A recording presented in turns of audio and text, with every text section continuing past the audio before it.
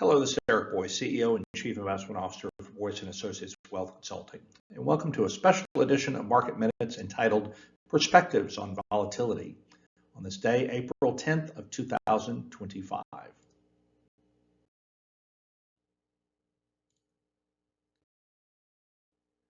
Well, certainly we've had a lot of stress in the markets as of late, a lot of volatility tied to the tariff announcements coming out of Washington.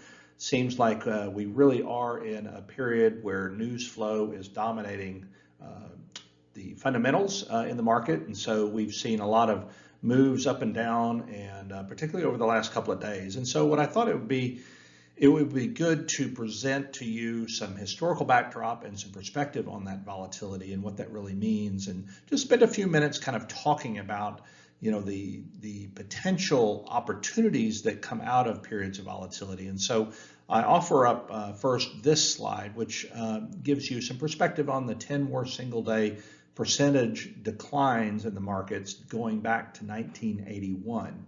And you can see here, obviously, Black Monday, 1987. Some of us were around and remember that very clearly, and that was a 20% decline. And you can see in this column over here, some of those very pronounced down days. Now, what I want to point your attention to is looking at that annualized return in the periods following those days. And again, we've had some very stark down days as of late. And so when you think, after 1 year, I mean, look, we've only had, during the global financial crisis, that was the only observation in all of these, basically these top 10 worst day declines, where we didn't have a positive overall return after 1 year. And you can see if you go after 3 years and 5 years, that those numbers become much more resoundingly positive, again, with the exception perhaps of the global financial crisis here. But even still, after 5 years, at about a 9% return, following the dramatic decline in the market in late 7 and 2008 for sure, leading into 2009, that's actually a very respectable return as it relates to long-term averages. Turning our attention next to this slide, again, this is really saying a lot of the same things that you saw on that last slide, is that you've got extreme down days, and then you look at those returns in the periods following that. And so, we've got a whole litany of days which we saw, very strong down days as identified in this column. Again, this is that Black Monday. Again, some of this data is very consistent. It's not necessarily the top 10 that we had last slide, but some very strong down days. And again, just to re-emphasize that point that we made in the last slide, is if you let history take its course, that on average, you're going to get some very strong and very respectable positive outcomes in market returns. Here's another view of that. These are drawdowns in the market. You can see the magnitude of the pullback. Now, these aren't one-day declines, but these are drawdowns that happen over periods of time. You can see the peak date and then the trough date. So, and again, this is data that goes back all the way to the Great Depression. And you can see that magnitude of pullback, again, can be rather extreme if you get into a depression. Obviously, we're not in that now, but the average drawdown is about 32%. So even when you go beyond that one-day decline, you say, okay, well, here's a drawdown that happens over a period of time. What are the outcomes from that if you go forward in time? So if you look 3-month return following a big drawdown, on average, you get a positive return. In fact, there's no instance here in even a 3-month return where you had a negative return on a max drawdown situation. 6-month, you can see, and then 12-month and even 24-month, very resolutely positive outcomes when you have large drawdowns. Now, I'm not going to use this opportunity to make any predictions about the current situation, just saying that when we reach that trough, when the market capitulates and you reach that trough, that you generally have very positive outcomes which follow. So here we have some data from First Trust, just to give you some perspective. Now, we haven't enjoyed, I guess enjoyed is not the right word, but we haven't experienced a lot of volatility net over the last several years, going back to 2022. But on average, we see 5% drawdown in the market about 3 times a year. That's average. And a 10% drawdown happens about every 16 months. And you can see here the length of time that it persists. But a 15% drawdown happens about once every 3 years. And 20%, which is really the mark of a bear market, happens about once every 5.5 years. And this is kind of what we call a market cycle when you have this occurrence. And that's why we kind of commonly refer to market cycles as being anywhere between 4 and 6 years on average. And the last time that we had a 15 or 20% drawdown was in 2022, and obviously we're in the 10% drawdown right now. And so that's just for the S&P 500. I won't go into the Dow Jones, but really the data looks very, very similar here.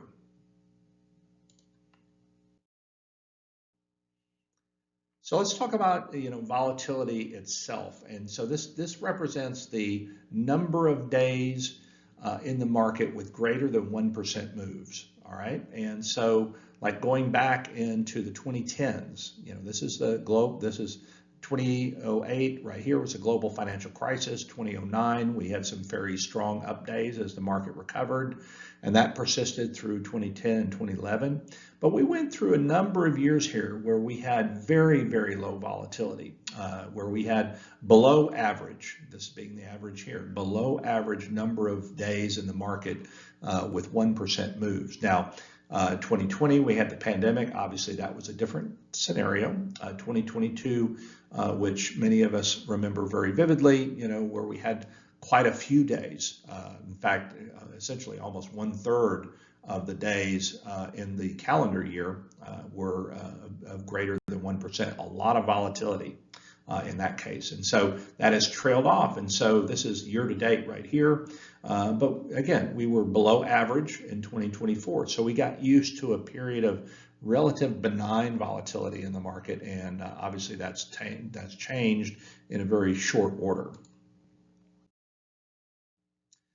Here we have kind of a summary of all annual outcomes going back to 1926. And just to kind of give you some historical perspective, again, even with the volatility, the average annual return over 99 years is about 10.4% with reinvested dividends in the S&P 500 index. And so again, just to give you historical perspective, that in 73 of those 99 years, so call it basically 70 to 75% of the time, you're going to have a positive outcome, and that average positive return in those years is 21.5%. So, and then consequently, you have basically the other the rest of the time you're negative, and the average negative return is about 13.4%. And so again, you had some years where you've had some fairly stark drawdowns, but as we've shown, when you have those times, typically there's a very strong rebound which follows. Here we have kind of a summary going back to 1980 of intra-year declines and calendar year returns. So right here, it shows the kind of the drawdown within the year, and then the blue here represents where the year ended up for the S&P 500. And as you can see here, we've had many, many, many years where we've had some pretty strong intra-year declines. I mean, on the order of -10, -20% in some cases. And in many of those years, you've actually had some fairly strong positive returns, meaning that at some point during the year, your market was down, 10s, -6, -16, that you were down maybe 10 to 20%, but you ended the year at positive 10 to 20% or more.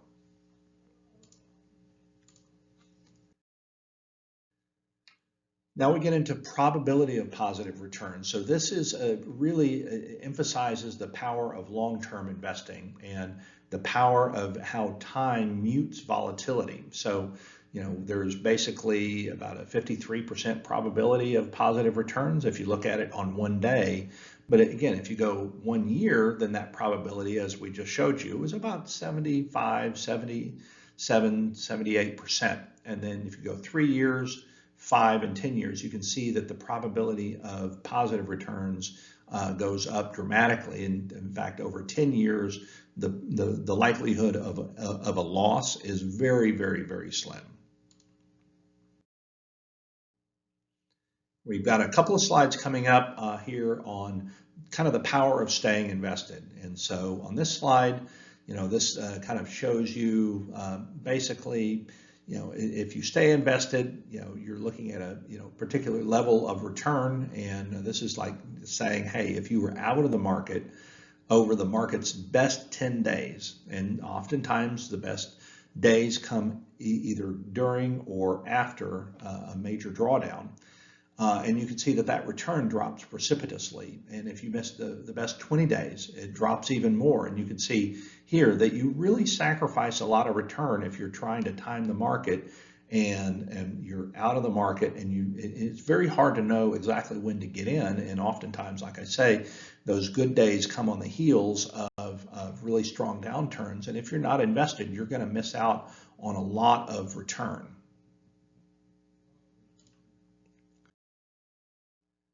Here's another chart from First Trust, which emphasizes that point. So this is just basically, this puts a time bracket on it. So, basically from, the end of 1979 through the end of March of this year, if you put $10,000 to work and you said, hey, I'm invested during that entire time, well, that $10,000 would have grown to 1.6 million.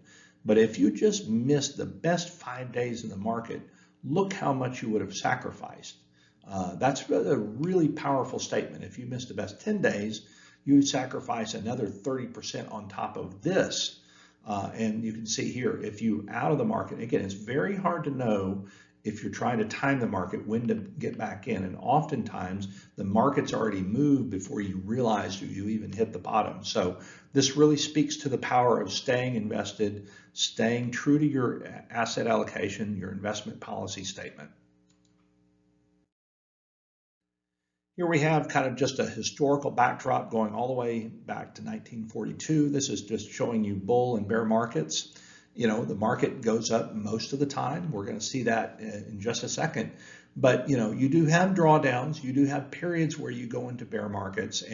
But just to show you this, I mean, the frequency of bear markets is, not nearly as robust as the frequency of gains. And you can see these gains are fairly positive when it happens. And then you hit recessions, which are highlighted here in these gray bars.